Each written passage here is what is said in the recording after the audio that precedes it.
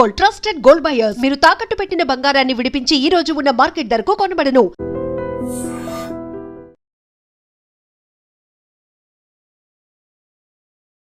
నర్సక్కపల్లి నుంచి నందమూరి తారక రామారావు పిఏగా ఎట్లా మీరు రాగలిగారు?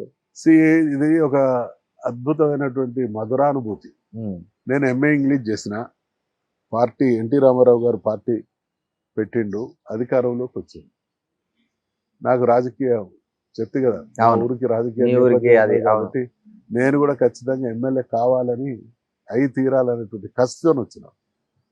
ఒకనొక సందర్భంలో మా ఫాదర్ దీన్ని చాలా తీవ్రంగా వ్యతిరేకించింది. ఆయన అన్నటువంటి మాట ఏంటంటే, నువ్వు తినేది నా తిండి. అప్పటికి నాకు పెళ్ళయింది, 2 కొడుకులు. అప్పటికి ఫాదర్ మీద డిపెండ్. నేను ఆయన కష్టం చేస్తేనే మేము అందరం తినాలి. నాకు 2 కొడుకులు, 80లో ఒక ఆయన, 82లో ఒక ఆయన. ఎన్టీ రామారావు గారు 82లో పార్టీ పెట్టడం, 83లో ముఖ్యమంత్రి కావడం. నాకు 82 ఆయన పార్టీ పెట్టినప్పటి నుంచే మా గ్రామం వరకు ఎన్నికల ప్రచారంలో ప్రచారం చేసి మా టీం మంచి ఓట్లు తీసుకున్నాం. మా నియోజకవర్గంలో ఆ రోజు టీడీపీ ఓడిపోయినా బాగా ఓట్లు వచ్చిన ఊర్లలో మాదొకటి. మెజార్టీ కాదు కానీ కన్సిడరబుల్ ఓట్స్ వచ్చింది. అయితే నాకు రాజకీయాల్లోకి రావాలనే కోరిక చాలా బలంగా ఉండే. మా ఫాదర్ అడుగడుగున దాన్ని ఇష్టపడేది కాదు, అడ్డుపడేది. ఫైనల్గా ఆయన ఒప్పుకున్నాడు. నీ ఇష్టం అన్నాడు, ఒప్పుకోలే. ఆయన నీ ఇష్టం అన్న తర్వాత నాకు భయం వేసింది. భయం వేసి మరి పోవాలా వద్దా అని ఒక నెల రోజులు నేను అంతర్గతంగా, నా వయసు అప్పుడు 25 సంవత్సరాలు, చాలా ఘర్షణ పడ్డా, పోవాలా వద్దా. నేను వేసుకున్న ప్రశ్న ఏంటంటే, 1947లో దేశానికి స్వాతంత్రం వచ్చింది, 82లో నా అంతర్మదనం ఘర్షణ ఏమని, ఈ దేశంలో రాజ్యాధికార విభజన ఎట్లా జరుగుతుంది, రాజ్యాధికార విభజన ఎట్లా జరుగుతుంది అంటే నాకు క్లారిటీ వచ్చింది. ఒకటి, దేశానికి స్వాతంత్రం వచ్చిన తర్వాత భూస్వాములు, పెత్తందారులు, రకరకాల ఆధిపత్యలో అప్పటి వరకు కొనసాగిన వాళ్ళంతా గాంధీ టోపీ పెట్టిళ్ళు, ఎమ్మెల్యేలు అయిన మంత్రులే. రెండవది, పూజ్య అంబేద్కర్ గారి రాజ్యాంగం వల్ల కొన్ని వర్గాలకు వచ్చింది. కొందరు అధికారంలో ఉన్నటువంటి వాళ్ళ మెప్పు పొంది వాళ్ళకు సన్నిహితంగా ఉండి సలహాల రూపేణా, మాటల రూపేణా రకరకాలుగా ప్రభావితం చేసి అవకాశాలు తీసుకుంటున్న వాళ్ళు కొందరు. ఇక కులం, మాకు బలమైన కులం, మాకు ఇవ్వకపోతే మీ సంగతి తేలుస్తామని థ్రెడ్ చేసి రాజ్యాధికారంకు వస్తున్నటువంటి వాళ్ళు కొందరు. కొందరు ఎలక్షన్స్ రాగానే ఓ 100 మందో 1000 మందినో మీటింగ్ పెట్టి లేదా ముఖ్యులను కలుసుకొని ఇన్ఫ్లుయెన్స్ చేసి ఎంతో కొంత అవకాశం తీసుకునేటువంటి వాళ్ళు. మా కులం వెళ్ళలేదు, ఈ 5 వెళ్ళలేదు.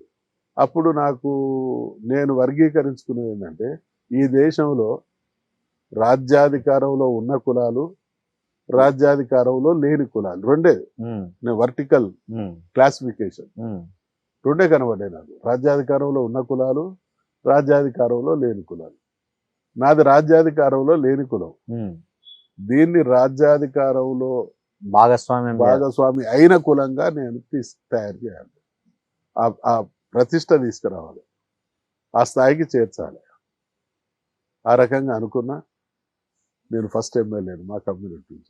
అప్పటి వరకు రాజ్యాధికారం తెలుగు రాష్ట్రాల్లో మీరు ఫస్ట్ ఎమ్మెల్యే. నేను అంటే మా కమ్యూనిటీలో ఒక ఆయన ఆంధ్ర నుంచి ఎప్పుడూ ఉన్నట్టు, కానీ తెలంగాణ విషయానికి ఆ రకంగా ఆయన. అయితే అది నేను నిర్ణయించుకున్నా.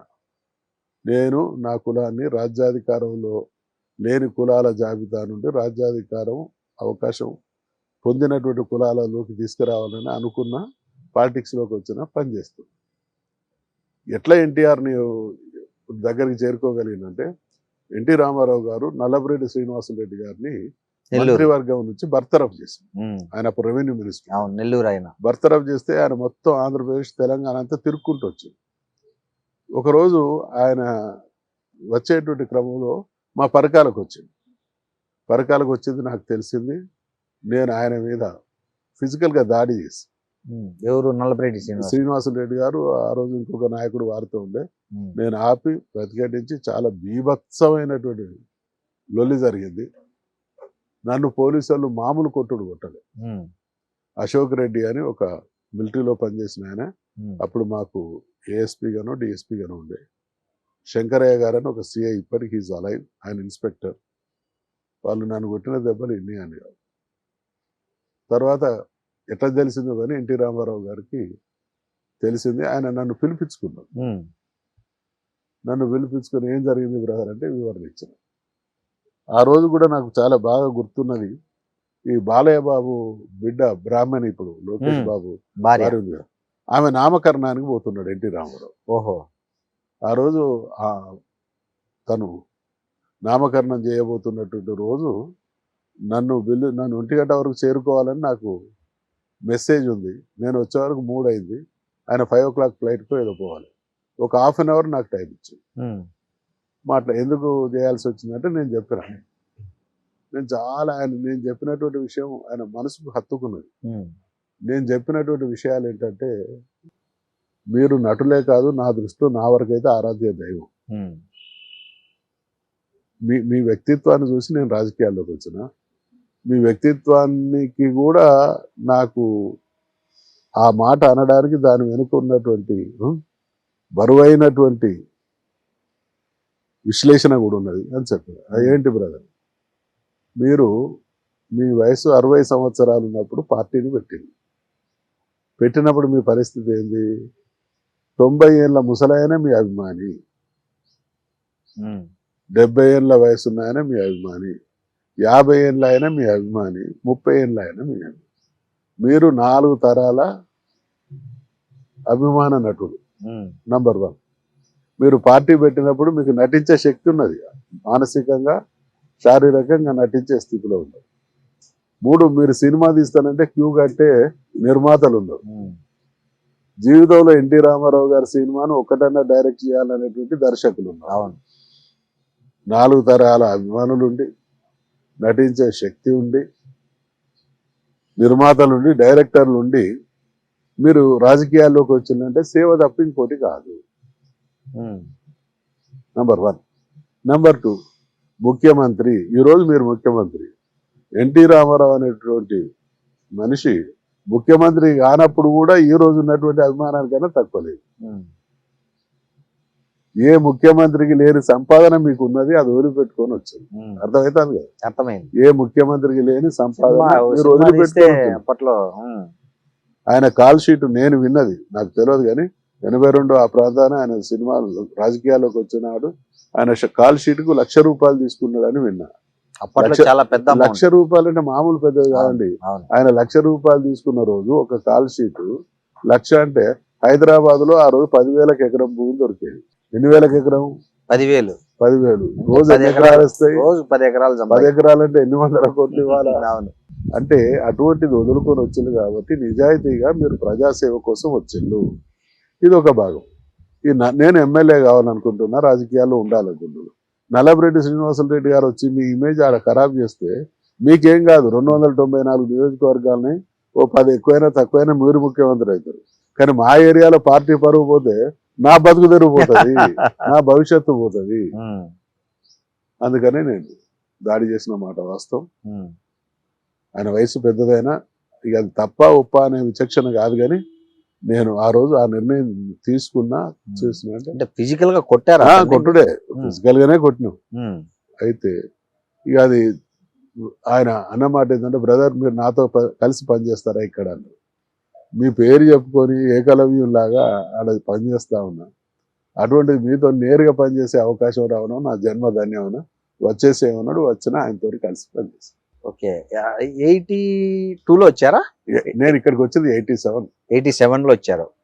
కానీ మీరు ఎమ్మెల్యే కావడానికి 96 వరకు టైం, 94 వరకు టైం పట్టినట్టుంది కదా. ఇక్కడ ఏం జరిగిందంటే నాదెళ్ల భాస్కర్ మూవ్మెంట్ వచ్చింది కదా. వచ్చినప్పుడు నేను బాగా లీడర్ గా ఎమర్జ్ అయింది ఎప్పుడంటే, ప్రజాస్వామ్య పునరుద్ధరణ పరిరక్షణ ఉద్యమం జరిగింది. అప్పుడు షాయంపేట, పరకాల 2 వేరు నియోజకవర్గాలు అయితే విపరీతంగా తిరిగిన. అసలు మామూలు తిరగలేదు. ప్రతి ఇంటికి ఇది ద్రోహం అనేటువంటి విషయాన్ని బహుశా స్టేట్ లో చాలా మైన్యూట్ లెవెల్ వరకు మూవ్మెంట్ తీసుకుపోయిన కొద్ది మందిలో నేను ఒక్కడిని. నాకు లీడర్ గా యాక్సెప్టెన్స్ వచ్చింది. విదిన్ 1-2 months లో మధుసూనాచారి అనేటువంటి పేరు ఒక రకంగా ఎంత Spread అయింది. స్థాయికి ఎదగాలనో అంత స్థాయికి ఎదిగిన. ఉమ్, ఇక్కడ జరిగింది ఏంటంటే అప్పుడు బీజేపీ వాళ్ళు సపోర్ట్ చేస్తారు కదా ఎన్టీ రామారావు గారు. అవును. పదవి అందరూ అన్ని పార్టీలు చేసేయాలి. అది చేసినాయి కదా. ఉమ్. అందులో భాగంగా ఆ తదనంతరం 85 లో ఎలక్షన్స్ వస్తే అలయన్స్ ఏర్పడింది. ఓహో. 85 లో బీజేపీ మా దగ్గర అప్పుడు వాళ్ళు సిట్టింగ్ ఎమ్మెల్యే. ఉమ్, బీజేపీకి బలమైనటువంటి నియోజకవర్గాల్లో ఆనాడు షాయంపేట ఒకటి, ఉమ్, నరసింహారెడ్డి గారు ఉన్నట్టున్నారు. ఉమ్. అయితే నరసింహారెడ్డి గారు అయితే బీజేపీ తీసుకున్నది ఆ సీట్ పోయింది మీకు. ఆ సీటు. నాకు రాలేదు. 89 లో కూడా మళ్ళీ బీజేపీ అలయన్స్.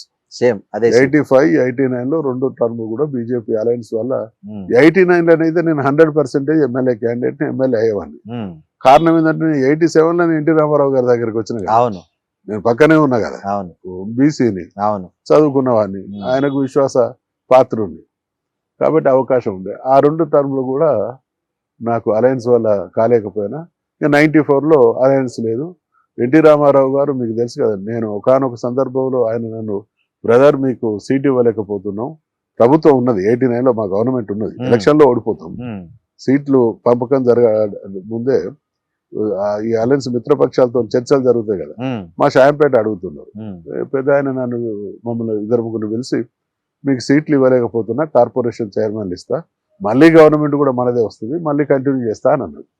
నేను ఆయనతో అన్నమాట, ఇంకా 10 ఏళ్ళైనా మీ పేరు చెప్పుకొని పార్టీకి పనిచేస్తా కానీ నాకు ఏ కార్పొరేషన్ వద్దు, స్ట్రేట్గా లైఫ్లో ఎమ్మెల్యే కావాలి, ఎమ్మెల్యే కావడమే నా ఆశయం, నా లక్ష్యం, అది మీ ఆశీస్సులతోనే కాగలుగుతా, ఇంకెవరు నన్ను చేయలేరు అని చాలా చాలా స్పష్టంగా చెప్తే ఆయన ఏదో రాసుకున్నాడు. ఆ రోజు ఏం రాసుకున్నాడో మాకు తెలియదు. ఉమ్, కానీ 94 ఎలక్షన్స్కి ముందు 6-7 నెలల ముందు ఒక 15 మందిని క్యాండిడేట్స్గా డిక్లేర్ చేస్తారు సిట్టింగ్ ఎమ్మెల్యేస్ అందరికీ. అది బహుశా మే 17వ తారీఖు, 94 మే 17వ తారీఖు నాడు ఎన్టీ రామారావు గారు ఆ రోజున్న సిట్టింగ్ ఎమ్మెల్యేలందరికీ టికెట్లు ఇస్తూ 15 మంది కొత్త వాళ్లకు అనౌన్స్ చేసిండు. తెలంగాణలో 5గురికి, దేవేందర్ గౌడ్, చంద్రశేఖర్ మినిస్టర్, అంతకుముందు దేవేందర్ గౌడ్ గారు, చంద్రశేఖర్ అంటే కేసీఆర్ కాదు మన మహబూబ్ నగర్ చంద్రశేఖర్, నగర్ చంద్రశేఖర్, దేవేందర్ గౌడ్ గారు, తర్వాత బాగన్న అని జైరాబాద్, కరెక్ట్, వడ్డేపల్లి లక్ష్మి అని మెట్పల్లి, మన్సూనాచారి షాయంపేట, ఈ 5 మేడ్చల్ నుంచి దేవేందర్ గౌడ్ గారికి, మహబూబ్ నగర్ నుంచి చంద్రశేఖర్ గారికి, జైరాబాద్ గారి నుంచి బాగారెడ్డి గారి మీద, అవును, మెట్టుపల్లి నుండి లక్ష్మి, ఆ రోజు విద్యాసాగర్ రావు గారు బీజేపీ తరఫున గెలిచింది, మధుసూనాచారి షాయంపేట, నా ప్రత్యర్థి అప్పుడు మున్సిపల్ మినిస్టర్ మాదాడి నరసింహారెడ్డి గారు. ఓ పెద్ద candidate. 5గురిట్లో 4 గెలిచింది.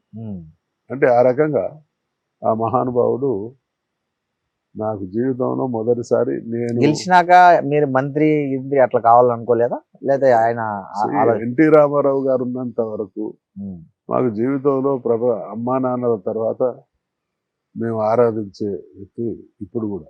అసలు ఆయనతో కలిసి పని చేయడమే మంత్రి పదవి కన్నా ఎక్కువ.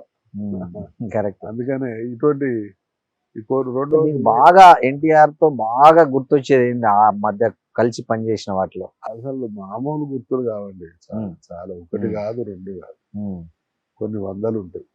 ఒక ఫైనల్ గా ఒకటే మాట, ఒకటే నిమిషం.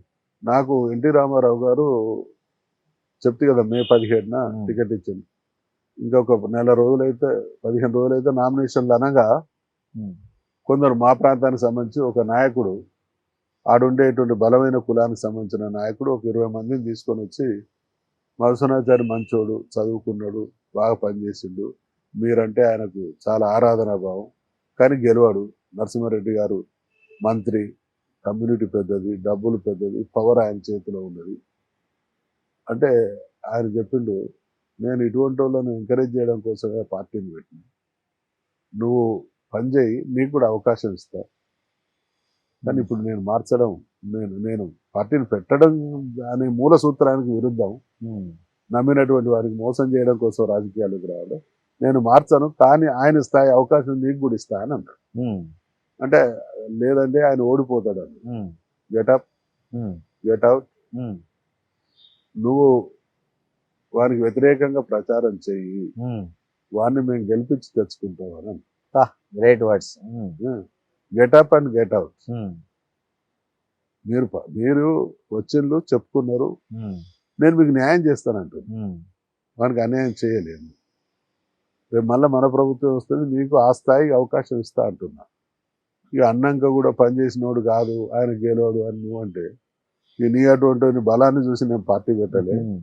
ఇటువంటి వాళ్ళని నన్ను నమ్మి ఇటువంటి వాళ్ళు వచ్చింది కాబట్టి వాళ్ళను నేను అన్యాయం చేయడం నా నా రక్తంలో లేదు. నువ్వు పోయి కాంగ్రెస్, ఆయన అన్నమాట లిటరల్గా, మీరు పోయి కాంగ్రెస్కు చెయ్యండి, వాడిని గెలిపించుకొని తెచ్చుకుంటాం.